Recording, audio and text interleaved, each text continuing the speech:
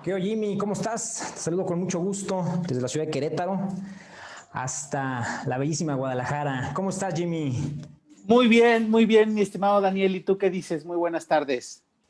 Pues mira, más que habíamos planeado con el gran Jimmy hacer una entrevista, va a ser una entrevista y aparte va a ser una brevísima clase de economía, recorrer un poquito el pensamiento económico y después dirigir la voz de Jimmy hacia los aspectos que nos interesan de la economía mexicana. Ha sido un año complejo para el mundo, Jimmy, y pues tú sabes de estos temas.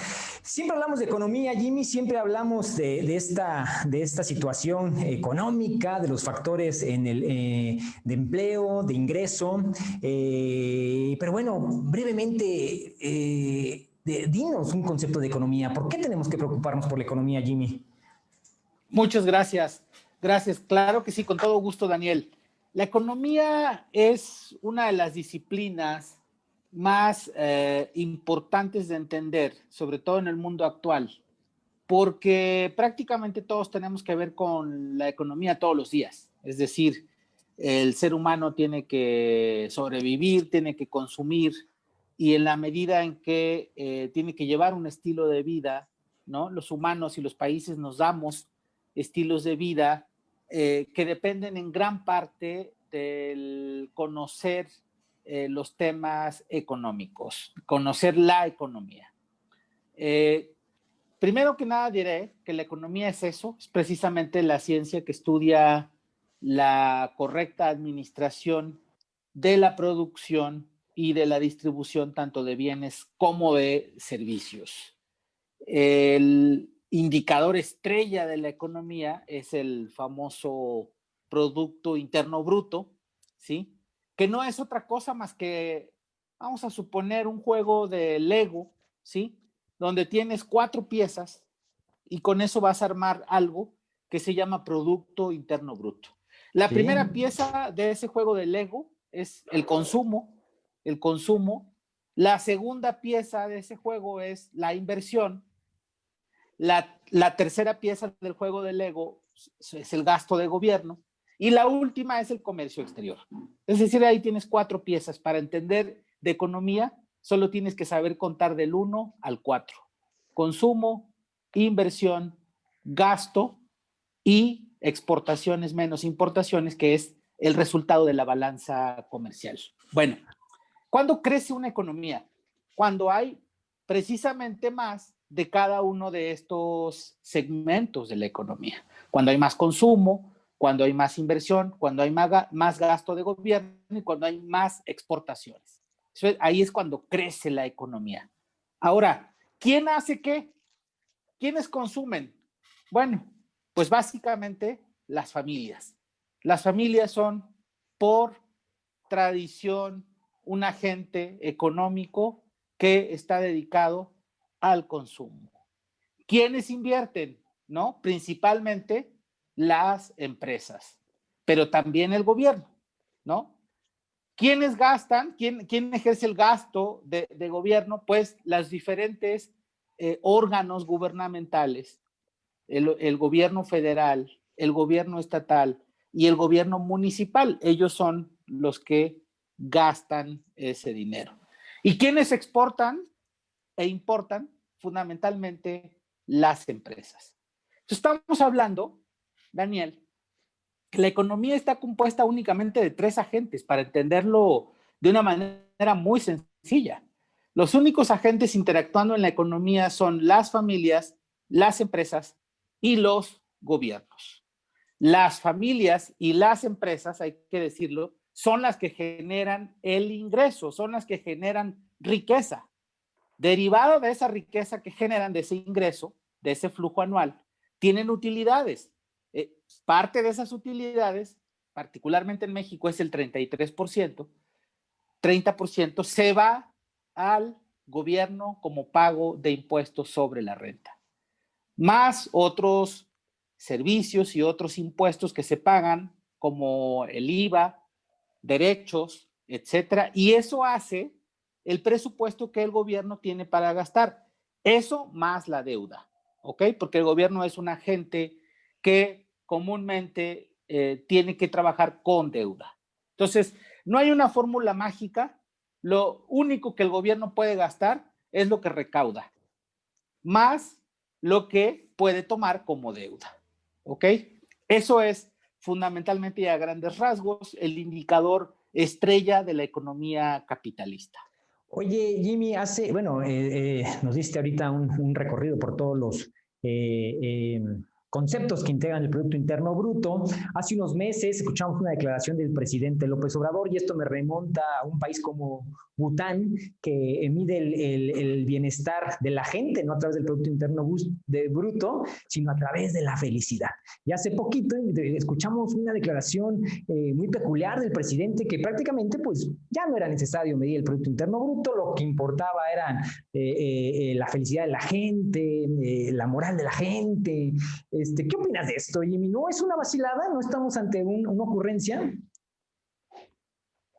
Mira, claramente tenemos que ver primero cómo se genera este ingreso, que es algo distinto, por cierto, a la riqueza, porque una cosa es lo que tienes de ingreso en un año y otra muy distinta es la riqueza acumulada que ya tienes, que eso es un stock. Entonces, sí se ha puesto de moda entre ciertos economistas o ciertos sociólogos, incluso hasta en ciertos filósofos, el decir, bueno, pero es que a mí el ingreso no me dice nada, eso no me mide tanto el nivel de bienestar y el nivel de desarrollo de una economía. Y tienen razón, porque una cosa es la riqueza que generas, el ingreso que tienes cada año, y otra cosa muy distinta es cómo te la repartes. Es decir, cómo te la repartes sería precisamente un indicador del bienestar. Y te pongo una cifra muy fácil. Hoy se publicaron datos de uno de los think tanks más importantes sobre la desigualdad.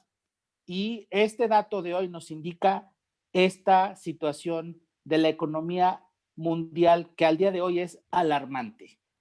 América Latina y África particularmente son las dos regiones más inequitativas del mundo. Y la inequidad es de este nivel, 50% del ingreso lo puede tener únicamente, es decir, 50%, perdón, de la población más pobre, 50% de la población más pobre aspira en estos países a ingresos que rondan entre el 5 y el 25%. O sea, país muy inequitativo, 5%, país igualmente muy inequitativo, pero más, digamos, aceptable, 25%. Pero el 10% de la población de ingresos más altos, depende de cada país, puede acumular ingresos que van desde el 30 hasta el 70%. Entonces, imagínate el nivel de desigualdad tan grande que puede haber. Y México está, sin lugar a dudas, entre esos países de los más desiguales del mundo. Y no estamos Eso no del es lado de los bienestar. ganadores. No estamos del lado de los países equitativos, no estamos del lado de los países que distribuyen el ingreso y tampoco la riqueza de manera equitativa. Entonces, eso es un dato realmente desalentador porque para cualquier economía, el negocio más rentable para cualquier empresa, para los empresarios y para cualquier economía es que no haya pobres. Y es un compromiso social, pero también es un tema de negocio. No hay mejor negocio para un país que disminuir el número de personas pobres que tiene entre su población.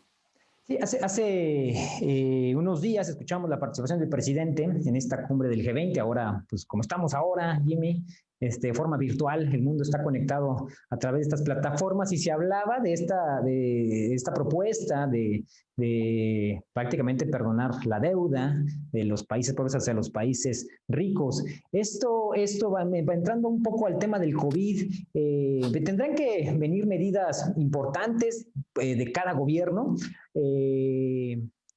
¿Qué opinas tú? ¿Cuál debe ser esta relación de los países ricos con los países que no son los ganadores en esta distribución de la riqueza de la que nos hablas? Sí, México está, habrá que decirlo claramente, en un punto intermedio. Es decir, tendríamos los países subdesarrollados, tendríamos los países en vías de desarrollo, donde están México, Brasil, Rusia, India, China, principalmente. Y luego tendríamos los países desarrollados. Claramente puede haber un discurso que suena más a eso precisamente, retórica, en donde se trate de establecer una relación más equitativa, pero esa relación más equitativa tiene que darse en los generadores de valor de la economía. O sea, tú no puedes ir a pedir una relación más equitativa simplemente porque quieres que te devuelvan dinero o que te condonen deuda, etcétera. Así no es como funciona la economía, ¿no? Y por cierto, la economía tiene varios principios básicos y uno de ellos es que no hay absolutamente nada gratis bajo el sol. Entonces nadie te va a perdonar una deuda sin obtener algo a cambio, ¿sí? Y otro principio muy importante de la economía son los generadores de valor, ¿sí? Que en la economía actual solo hay cuatro generadores de valor que son típicamente los que describió Adam Smith y Karl Marx en sus teorías económicas, que es el capital y el trabajo. Son los dos primeros generadores de valor. Y a El tema de esos, la mercancía, el tema de las mercancías, un país sí mide su riqueza a través de la cantidad de mercancías que produce, que es, pues es el párrafo célebre con que inicia Carlos Marx su obra. O sea, sí, sí hablamos de que México produce poco y por eso no está del lado de los ganadores. es justamente el producto, la suma de mercancías que hay en un país, que son también servicios, tendría que ser igual, digamos, al componente por la fuente de gasto y de ingreso, tendría que ser igual a todas las mercancías. Esa es la capacidad de producción que tenemos. Sí. Y bueno, decía que de estos generadores se han añadido el conocimiento y evidentemente también los recursos materiales. De estos cuatro generadores de valor, Daniel, ¿cuál crees que es el más abundante en la economía actual? ¿En la El economía dinero. mundial o en la economía mexicana? En la economía mundial y en la mexicana. Te vas a sorprender. Es el Pues, dinero. O sea, no hay un país, no hay una familia y tampoco hay una empresa que puede decir que tiene problemas de dinero. Es el recurso más abundante. ¿Y cuál crees que es el más escaso de estos cuatro el generadores de valor? conocimiento. El conocimiento, y además es hoy por hoy el más valioso, ¿sí? Y estoy poniéndolo en un contexto muy sencillo porque muchas veces nosotros como economistas hacemos diagnósticos, vemos análisis de empresas, por ejemplo, o de familias que son dueñas de empresas, y luego ves temas de coyuntura en donde llegas y te dicen, oye, es que tenemos un problema de recursos, y uno pregunta como economista, ¿recursos de qué tipo? De recursos económicos, no hay. Entonces, ya que analizas más a detalle las funciones, las actividades y cómo están llevando a cabo toda esa administración del riesgo, dices, bueno, es que no tienes un problema de dinero, lo que tienes es un problema de conocimiento. Y a eso es a lo que le tiene que apostar la economía mexicana para poder crecer más en el mediano y largo plazo. Típicamente el generador de valor más asociado a la economía mexicana ha sido el trabajo, nuestra abundante y talentosa mano de obra, que por algo vienen aquí las empresas extranjeras a invertir, ¿sí? Porque además de ser muy talentosos, somos muy comprometidos y somos un país donde la gente realmente se compromete y trabajamos con calidad. México es típicamente un país donde las cosas se hacen bien. Y el otro es los recursos, típicamente el petróleo y los metales, particularmente el oro y la plata. Bueno, entonces llegó el momento en que tenemos que dejar eso de lado porque son recursos que eventualmente en la economía actual cada vez menos van a generar valor y entonces tenemos que migrar hacia una economía más orientada al conocimiento. ¿Qué es lo que exportamos? Bueno, eso es lo que exportamos. México es una economía abierta al exterior. Exportamos mano de obra y exportamos recursos naturales. ¿Qué importamos? Fundamentalmente capital y conocimiento. Y cuando lo cuando no lo tienes y no lo generas, te sale mucho más caro que cuando te esfuerzas por generarlo. Entonces, México hoy no debería de estar pidiendo condonaciones o tratos preferenciales o especiales. Simplemente tendríamos que estar invirtiendo más en el capital humano y en el conocimiento, que por cierto, la inversión en el capital humano pasa por invertir más en educación y en salud, que van a ser dos temas muy relevantes, sobre todo a raíz de la actual crisis mundial. Bueno, pones el tema del petróleo sobre la mesa, entonces explícanos, ahí hay un error, una visión un tanto trasnochada de apostar la economía del país a una refinería y seguir apostando las cartas actuales de este gobierno a invertir en petróleo. ¿Qué opinas de eso? ¿Iremos por el camino correcto con una economía con miras al petróleo? México dejó de ser una economía petrolizada desde los años 80, desde principios de los 80. Gradualmente nos volvimos un país exportador de manufacturas y dejamos o se le restó mucho peso al petróleo. Esa me parece a mí que es el camino correcto. Lo que me estás preguntando tiene que ver con proyectos actuales, que creo que tampoco es bueno dejar, por razones estratégicas y de negocio, ¿sí?, despetrolizar la economía a un nivel tal que el consumo y el movimiento de tu economía, el movimiento de tu transporte, el funcionamiento de las centrales energéticas y el funcionamiento incluso de gran parte de la maquinaria y equipo del país dependa de recursos que vienen del extranjero. A mí me parece que esa es una decisión casi que estratégica y de seguridad nacional. Yo creo que no estamos leyendo adecuadamente el proyecto o los proyectos energéticos que trae el gobierno actual, y se ha impuesto el discurso de que prevalece el uso de energías fósiles y que vamos para atrás. No, yo creo que también despetrolizar o dejar la soberanía energética del país en manos de compañías extranjeras puede ser peligroso, puede ser riesgoso, y en ese sentido, desde el punto de vista del costo-beneficio y de la seguridad del acceso a la energía que te dan esos proyectos, yo pienso que no está tan mal enfocada la estrategia del gobierno actual. Oye, Jimmy, ¿cómo llegamos hasta este punto de la economía mexicana? ¿Cuál ha sido, si nos puedes hacer un breve recorrido por las diferentes fases de la economía mexicana? Estamos hablando, no sé, me quisiera poner como punto de partida después de la Segunda Guerra Mundial, pues vinieron buenos años para la economía mexicana y pasamos por un periodo de cambios hasta este discurso, la narrativa de hablar de una cuarta transformación en lo político, en lo económico, en lo moral. Bueno, ¿cuál ha sido este recorrido de la economía mexicana y dónde estamos parados como modelo económico?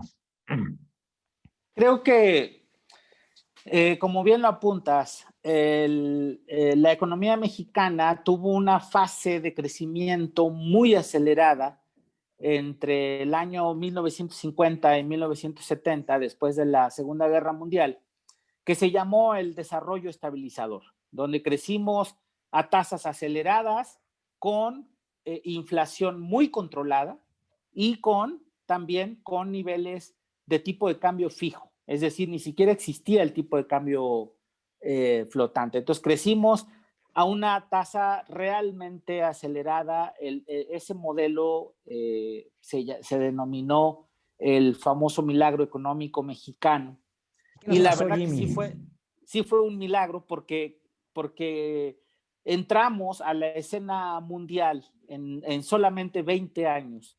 México pasó de ser un país eminentemente rural a establecer las bases para convertirse en un país manufacturero y de manufacturas avanzadas.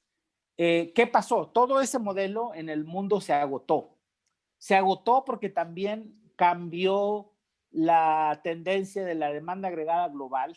Hubo una contracción iniciando los años 80. Y entonces el crecimiento que derivó de la Segunda Guerra Mundial se vio impulsado por una participación muy activa del Estado en la economía. En ese entonces éramos una economía mixta, una economía eminentemente orientada al capital, pero con una participación muy fuerte de ese lego que decíamos, el tercer lego, ¿te acuerdas? Que es el gasto de gobierno. Entonces, buena parte de la inversión dependía del juego que tenía el Estado en la economía, y como a finales de los 70 vino una crisis en la demanda agregada global, México le apostó al petróleo, y al haberle apostado al petróleo, el precio cayó drásticamente, y entonces comprometimos las finanzas públicas y la deuda del Estado, del gobierno y de la empresa petrolera, que La es docena Pemex. trágica. Eso nos llevó, exacto, eso nos llevó a un proceso de crisis de deuda que generó en una crisis de consecuentes devaluaciones y inflacionaria. Es decir, nos llevó a un proceso en el cual no tuvimos otra opción más que entrarle a los esquemas de ajuste fiscal. ¿Qué quieren decir los esquemas de ajuste fiscal? Bueno, son esos esquemas que empezaron en los años 80, ¿sí? Y que después se llamaría la famosa etapa neoliberal. Entonces ahí hubo un giro, entramos a la disciplina fiscal, las medidas de ajuste fiscal es controlar la deuda, controlar la inflación, tal vez creciendo menos, como definitivamente pasó en los años 80, crecimos mucho menos, ¿sí? Entonces se frena la economía, pero mantienes niveles macroeconómicos mucho más sanos, sobre todo en niveles de deuda, inflación, tipo de cambio. Ese modelo en México también se agotó muy rápido. México está demostrando que es una economía que agota muy rápido cada modelo y cada orientación. Por eso creo que estamos en búsqueda de un modelo que nos funcione en un esquema de largo plazo. Y ese modelo quebró en México en 1994 y quebró con la gran crisis precisamente de deuda, porque contratamos mucha deuda en dólares, que eso explotó en un contexto en el cual también fue un año de una inestabilidad política sin precedentes, y eso generó que viniera otro proceso de ajuste inflacionario y un problema de estancamiento de la economía. Es decir, tuvimos otra vez un problema cambiario e inflacionario. La mejor etapa de crecimiento con este régimen de ajuste fiscal de México empezó en 1995, gracias a las políticas macroeconómicas del presidente Ernesto Zedillo, y que son fundamentalmente tres. Una es poner a flotar el tipo de cambio. La segunda es consolidar la autonomía del Banco de México. Y la tercera gran decisión de política económica fue orientar a la economía mexicana al comercio exterior, es decir, consolidar el Tratado de Libre Comercio con Estados Unidos y Canadá. Me estás diciendo tres puntos que no cambian con el actual régimen. Así es, y para allá iba yo justamente, que son tres políticas, tres decisiones de política económica que siguen perfectamente vigentes. Si a esas tres políticas le sumas el respeto a la propiedad privada, el sistema, el marco jurídico económico en el cual tenemos una protección a la propiedad privada, y el mantenimiento del esquema de acumulación sobre todo para las grandes empresas, el sistema orientado a los monopolios, porque México es una economía dominada por los monopolios, lamentablemente. Entonces tenemos que el discurso es eso, simplemente un mero discurso, porque en 2 años de la nueva administración llevamos exactamente y vamos exactamente por el mismo camino que empezamos en 1995, y que yo creo que es un modelo que ya se agotó. Que no estamos hablando del nuevo keynesianismo a la mexicana con el proyecto encabezado por López Obrador, que es que me refiero a una distribución del gasto social diferente con este tipo de miras. No, creo definitivamente no. Una cosa es impulsar la producción, la inversión desde el Estado, y otra cosa muy distinta es redistribuir el gasto. México no está haciendo una promoción ni está incentivando drásticamente ni la inversión ni el crecimiento de la economía, entre otras razones porque no podemos. Es decir, hay una restricción fiscal, todo mundo tiene que operar con presupuestos, las familias trabajan con un presupuesto, las empresas trabajan con un presupuesto y el gobierno también. Entonces, tienes una cantidad limitada de recursos y esa cantidad limitada de recursos, el gobierno solamente puede fungir ahí como un administrador. No tenemos herramientas ni monetarias, ni fiscales, ni financieras para poder incentivar la economía. Te voy a dar un dato muy impactante. La inversión pública en México es solamente de 3% del PIB. 3%. La inversión de las empresas es 20% del PIB. Entonces, quienes realmente tienen la llave del crecimiento para poder impulsar a la economía son las empresas. Nada más que a las empresas les tienes que dar un marco legal, jurídico, y les tienes que dar certidumbre sobre la inversión, porque la economía es la ciencia de las expectativas. Entonces, Y en si tú generas, ese, sí, adelante. no, y en ese marco legal, en esa certidumbre, la situación social del país en temas de violencia, ¿cómo anda el ecosistema para que se detone la economía mexicana? Sí, definitivamente es uno de los grandes temas que siguen afectando enormemente a la economía y que es justamente la deficiente situación del Estado de Derecho y del Estado de Seguridad, ¿no?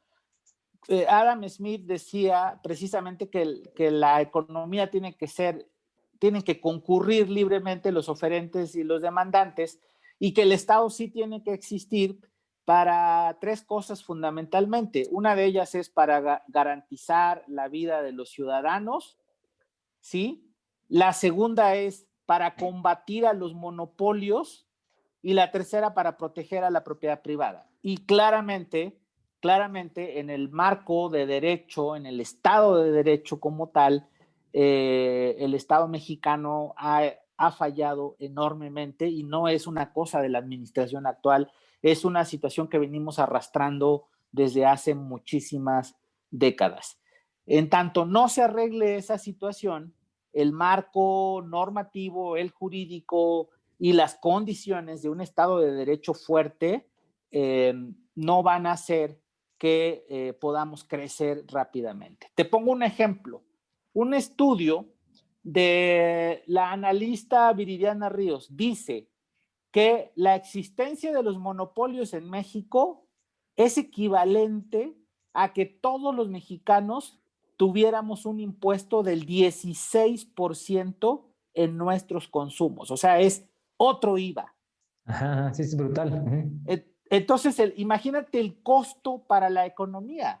La Organización para la Cooperación y el Desarrollo Económico, en sus estudios solamente sobre el sector de telecomunicaciones, estableció que el deterioro en el bienestar para la economía mexicana puede llegar a ser hasta del 2.5% del PIB por la, digamos, situación monopólica y de jugadores que tenemos económicos que acaparan el ingreso con productos y servicios de pésima calidad a precios exorbitantes. Esa es la mejor definición de un monopolio y lamentablemente todos los mexicanos todos los días pagamos una tarifa muy alta por tener una economía que no es competitiva.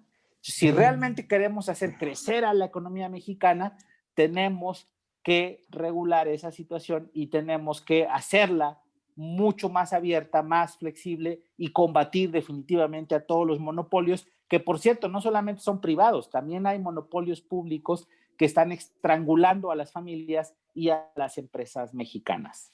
Me llevas a pensar en el papel determinante que tiene que tener el Estado y más creo que tiene el papel hoy con esta legitimidad política con la que llegó para ser garante de la regulación que necesita la economía.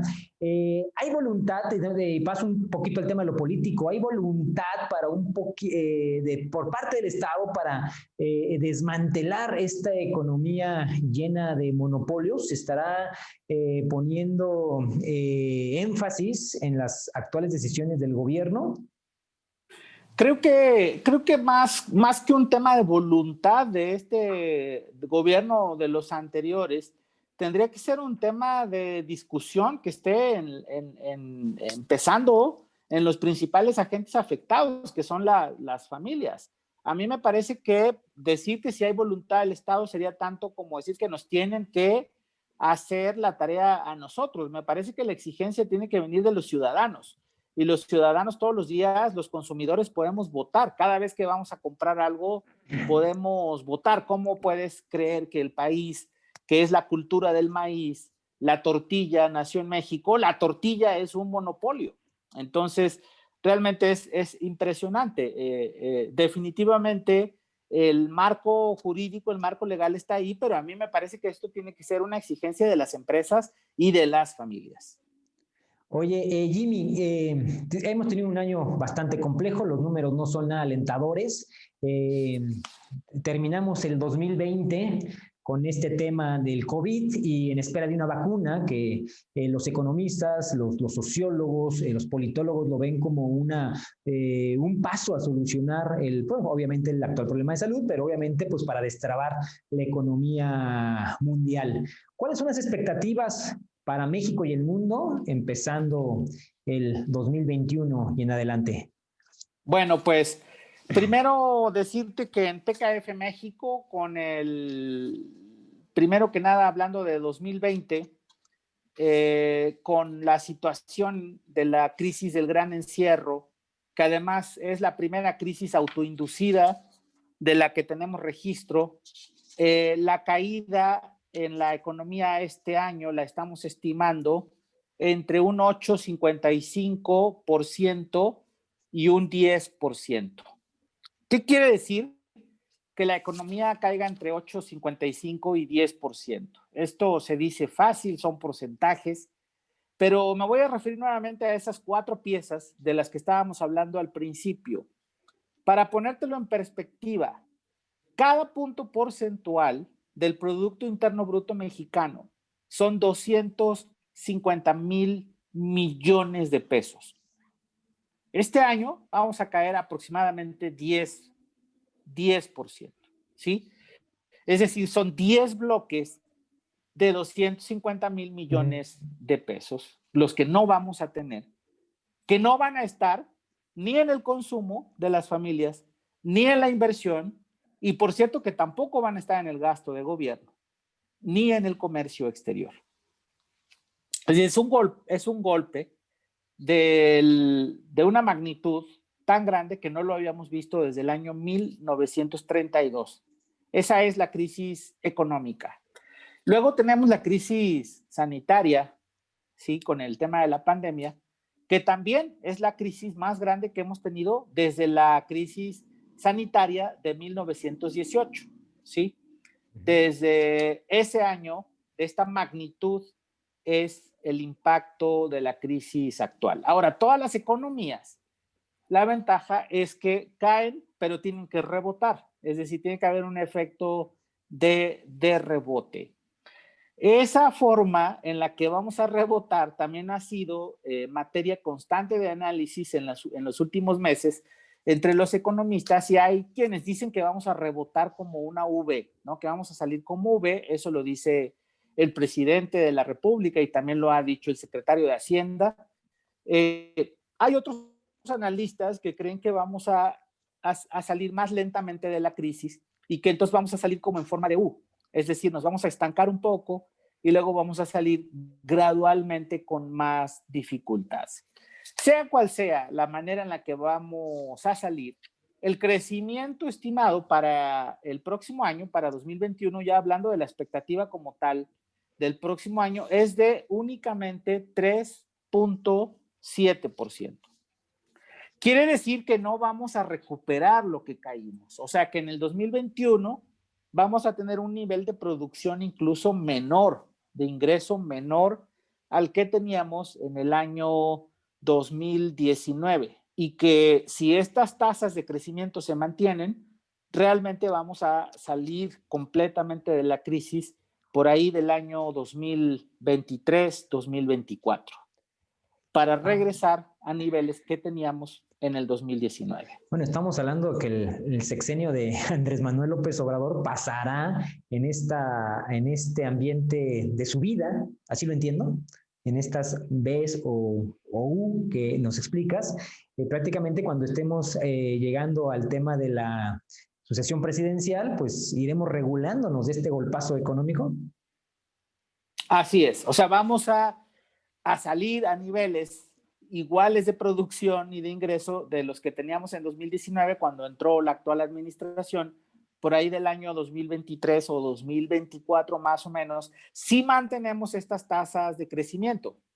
Ahora, ¿qué necesitamos para crecer?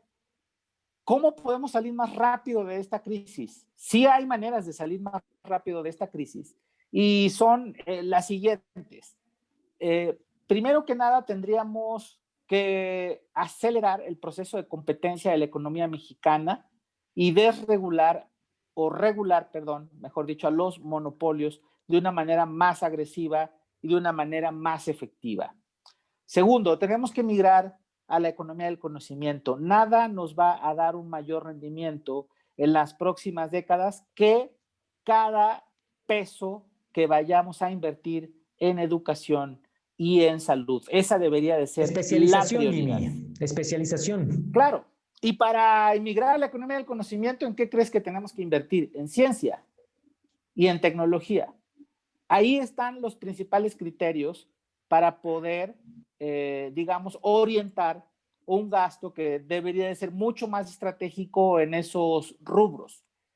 Tenemos que fortalecer definitivamente el Estado de Derecho. Esa sería la otra consideración importante para poder crecer.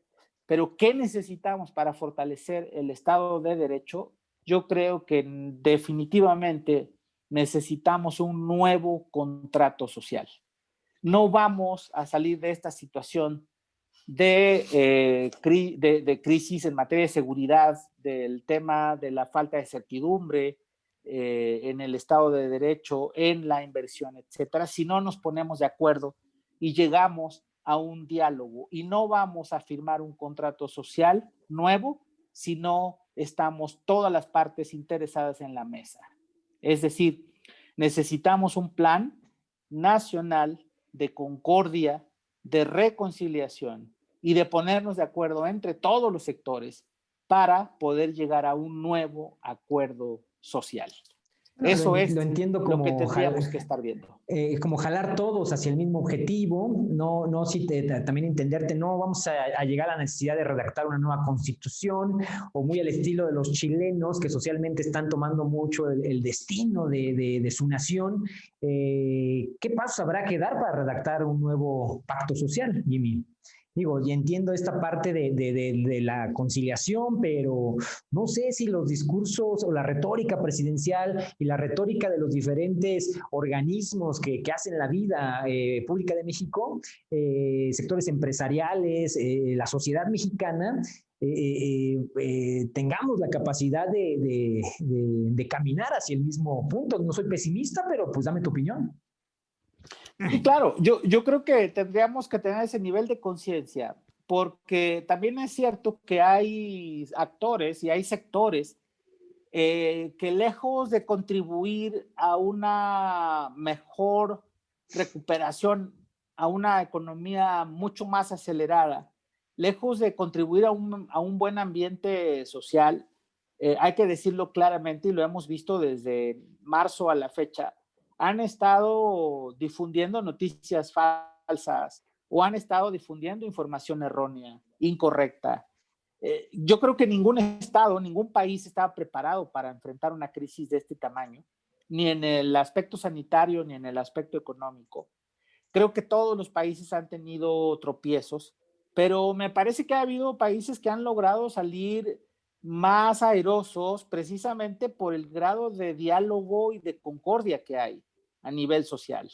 Lo que pasa en México, lamentablemente, es que sí hay un pequeño sector que de todos los, digamos, agentes, tanto empresarial como del sector social, que han estado causando este tema que ya se denomina la famosa infodemia. Es decir, ya después de la pandemia también tenemos la pandemia informativa y luego tenemos las noticias falsas y tenemos toda esta situación de que se pinta muy oscura, muy catastrófica. Pero creo que hay que ser realistas. Esta crisis sanitaria, esta crisis económica, no es responsabilidad de uno solo de estos agentes que dijimos, no es responsabilidad únicamente del gobierno. También tenemos que ser solidarios, las familias y las empresas, y todos juntos tenemos que salir de esta situación. Te dejo una reflexión muy breve. Sí, hace unos días el presidente de la Asociación de Bancos de México declaró que las empresas mexicanas tienen liquidez en depósitos, evidentemente bancarios, ellos traen la información al día, que ronda el 50% del PIB. Es decir, que las empresas o una parte de las empresas, no todas, hay que ser realistas, tienen grandes recursos para poderlos mover. Esa sería la gran pregunta. ¿Qué necesitamos hacer todos los agentes para que esas empresas realmente puedan invertir y podamos todos juntos salir de esta crisis, que finalmente el salir más rápido de la crisis va a ser el beneficio de las mismas empresas y también de las familias y también del gobierno? Entonces, entiendo que no invertir es como afectarte a ti mismo, porque se te va a regresar. O sea, si yo como empresario digo, no voy a invertir, guardo mi dinero en el banco, bueno, en un primer momento tengo un ahorro en cuanto a la inversión que puedo hacer, tengo una desinversión, de hecho, pero después eso se me va a regresar, porque si no hay inversión, no hay producción, si no hay producción, no hay consumo, y si no hay consumo, nuevamente entonces no hay crecimiento de los factores de la inversión. Entonces la economía es un círculo. Por eso es también la ciencia de las expectativas. Entonces, entre más restrinjas como empresa o como gobierno la inversión, pues más difícil va a ser salir de esta crisis económica. Por eso también creo que esta crisis nos da la oportunidad a los emprendedores de aprovechar para que aquellos que están desinvirtiendo, ¿sí?, son los que van a perder, y los que realmente inviertan en esta situación son los que van a ganar en los próximos años. Eso suena muy alentador, Jimmy, y muchas voces, falta análisis de parte de todos para entender este momento global. Lo que te escucho y tú dime, contéstame esto. Las voces han sido muy alarmantes, que ha sido la peor crisis que ha tenido México en los últimos, desde la crisis del 29, que fue también global, pero entiendo que entonces no estamos peor que la gran crisis de 1995. Creo que hay mejores condiciones para salir adelante. ¿Eso lo entiendo? Definitivamente hay mejores condiciones, porque esta crisis es muy distinta a la del 95, ¿sí? Esta crisis fue autoinducida, lo que quiere decir que estamos esperando que podamos salir todos y tener nuevamente la confianza de salir a nuestros centros de trabajo, a consumir, a viajar, etcétera. Y eso puede ser tan rápido como el hecho de que ya venga una vacuna, y tan pronto haya una vacuna y exista un sistema ya realmente que tenga confianza en la sanidad, en el hecho de que el virus ya se disipó. Entonces eso podría ayudar a una recuperación más rápida de la economía. No tiene nada que ver esta crisis con la crisis del 95, porque la crisis del 95 fue de deuda y esa crisis de deuda nos llevó a un proceso devaluatorio e inflacionario que hizo que muchos negocios quebraran y que muchas personas quedaran desamparadas y desempleadas. En esta crisis, lo que está pasando es que la situación es autoinducida y no es que haya ni un problema de deuda, tampoco tenemos un problema inflacionario, ni mucho menos devaluatorio. Y entonces simplemente estamos esperando a poder salir para poder reactivar completamente la economía. ¿De qué va a depender que podamos salir o no? Además de los temas biológicos y sanitarios, de lo que estábamos mencionando hace un momento, de un buen acuerdo social entre todos los actores que tenemos que reactivar tanto la economía como el tejido social. Sí, ese factor va a ser determinante para salir adelante en miras de tener un mejor año económico en el 2021. Jimmy, ya para concluir, rápido, dame en breves palabras, ¿qué puede ofrecerle México al mundo? México tiene todo. México tiene los recursos humanos de los más talentosos del mundo. Evidentemente, en el ranking de turismo estamos entre los 10 países más visitados. Podríamos estar entre los 5 más visitados. Ahí tenemos que afinar la estrategia turística. Y por supuesto, la red de tratados comerciales más grande de las que existen entre los países actualmente, una apertura comercial sin precedentes y una red de tratados también para evitar la doble imposición que le puede dar mucha certidumbre a la inversión privada. Por otro lado, México ofrece tasas de rendimiento, tasas de interés que son, para ponértelo en perspectiva, 45 veces más altas que las que puedan estar vigentes hoy por hoy en Estados Unidos, en Europa o en Canadá. Entonces, es un destino muy atractivo para la inversión. ¿Qué tenemos que hacer? Ponernos a trabajar, no descuidar el recurso más valioso que tenemos, las empresas, que son nuestros empleados, y también cuidar mucho la reconstrucción de todo este tejido social que nos va a llevar a salir mucho más rápido de la crisis. Mi querido Jimmy, pues hemos tenido una charla muy amena, nos diste una clase de economía y nos pusiste el panorama económico global y bueno, sobre todo a la parte que nos corresponde, que es nuestro México. Y pues no me queda más que agradecerte tu espacio, el espacio que nos hiciste en tu agenda, esperando que en próximas fechas tengamos un diálogo igual de enriquecedor. Jimmy, te agradecemos mucho que nos hayas dado el espacio. Gracias a ti, Daniel, y con todo gusto. Te mando un fuerte abrazo a ti. Igualmente, y a toda Jimmy, la audiencia. y seguimos ahí estando en contacto en estos medios digitales como Facebook, que te leo. Disfruto tu humor, disfruto tu sarcasmo y tu sapiencia y tus cátedras que a veces das de economía, Jimmy, y hemos de estar viéndonos pronto ya en persona, cuando la situación lo permita, para darnos un fuerte abrazo. Te agradezco mucho y estamos en contacto. Muchísimas gracias a ti, hasta luego. Y gracias a todo el auditorio que nos siguió. Esta entrevista queda grabada, estaremos distribuyéndola por nuestras redes sociales. Gracias a todos, gracias Jimmy nuevamente. Hasta luego. Hasta luego.